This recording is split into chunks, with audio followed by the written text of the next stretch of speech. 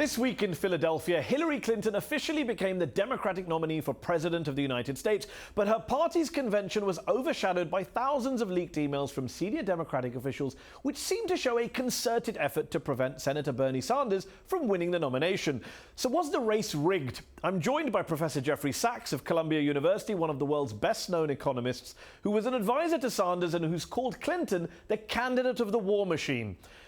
Jeffrey Sachs, thanks for joining me on UpFront. You supported Bernie Sanders for the Democratic presidential nomination. Given the leaked emails from the Democratic National Committee, which seemed to show the DNC actively working against Sanders and in favor of Hillary Clinton, now the nominee, do you believe Bernie Sanders was robbed? Well, it was clear that Hillary Clinton had the inside track. She is the establishment, and the establishment won. That's not for the first time. And do you agree with someone like Donald Trump, who says that this race was clearly rigged on the Democratic side? I don't think rigged is exactly right. I think that Bernie Sanders was quite remarkable in what he achieved. People are very unhappy in the United States. We basically have in both parties a tremendous amount of protest. And Bernie Sanders, I thought, channeled that in a very responsible way and helped people to see what a better future could be. He came close, but he didn't make it. During the primaries, you called Hillary Clinton not just the establishment candidate, but the candidate of the war machine, a staunch neocon with a horrible foreign policy record of failure. You called her a danger to global peace. I'm assuming, therefore, you won't be voting for her come November. Well, the problem with elections is you have to choose one or the other. So I've said that I'm going to vote for her, but I can tell you it's if I do, in fact, it's with a lot of disappointment because I do not support her foreign policy. I think she has been very militaristic all her career. I think her period as Secretary of State was very poor performance. Donald Trump worries the heck out of me like he does a lot of other people. So he seems an unstable personality. But just to clarify, will you vote for Clinton or you haven't made up your mind? I probably will. But if I do, it will be holding my nose because, frankly, I find the mainstream of American foreign policy of both parties really irresponsible. Both the Bush administration and the Obama administration have waged war in the Middle East for the last 15 years, and it's a complete mess. And I think that both sides have a lot of responsibility in the mess we're in.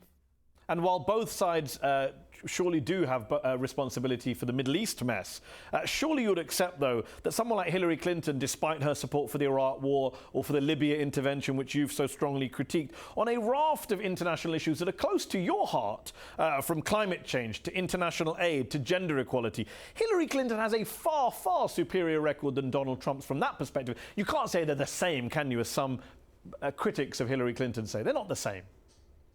They're definitely not the same, and climate change is an example of a world-class issue, very important, where Hillary Clinton is right and Donald Trump is dangerously wrong. And so that is a good example of a very clear difference. But what has bothered me is how many interventions, how many wars Hillary Clinton has supported, from Kosovo, Afghanistan, Iraq, Syria, Libya. There's hardly been one she hasn't liked, and every one of them has been a debacle from my point of view. Returning to domestic politics, you say you're not going to vote for Trump and you'll vote for Clinton, even though you preferred Sanders to be the presidential candidate. Are you worried that a lot of Sanders supporters aren't going to vote for Clinton? They're going to stay at home, or maybe some of them might even vote for Trump, especially after these emails, which suggest that, the party was working against Sanders. There's a lot of resentment against Clinton on the Sanders side. And might they then let Trump into the White House through the back door? It's possible because she's not an attractive candidate, and she stands for a lot of things, this kind of corruption in politics, the alliance of the modern Democratic Party with Wall Street that her husband, President Clinton, started that many of us don't like. This is clear. She's got a lot of baggage, and that's why I regret that she's the nominee. But, again, in an election, you have to make choices. But do you personally know of Sanders supporters who, unlike you, aren't going to vote for Clinton? Can you say, oh, wow, I've actually noticed that happening, that phenomenon? When I tweeted a couple of weeks ago that I would vote for Clinton, boy, did I hear a lot of response, never Clinton kind of response. So, but you would accept that never Clinton means Trump in the White House, doesn't it? Of course, it makes it more likely. That's why I said that I would vote for Clinton, but again, holding my nose. Okay, and on Trump, what is behind the Donald Trump phenomenon, in your view, the rise of this reality TV star? There's a big debate as to whether what's driving his support is economic insecurity, white working class voters who haven't seen a rise in real income for years, or is it racial insecurity, racial anxiety, white working class voters who don't like the idea of a majority-minority America, who want their country back? Which camp do you stand in when you look at the rise of Trump? Where do you think his support comes from? I'm sure that it's both, and I'm sure that it's the same phenomenon that fueled Brexit, the same phenomenon that is fueling a lot of anti-immigrant, working-class parties all through Europe. This is not a U.S. alone phenomenon.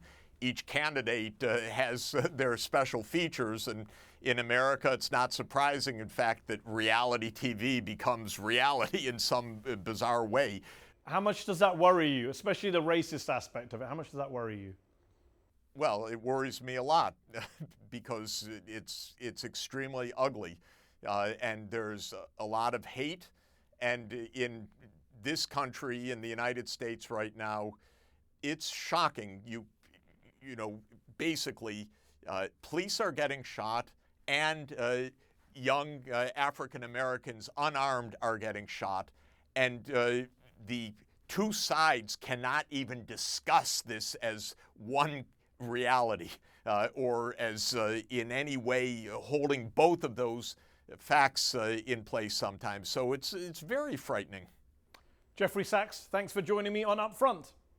Oh, thank you. Pleasure to be with you. That's our show. UpFront will be back.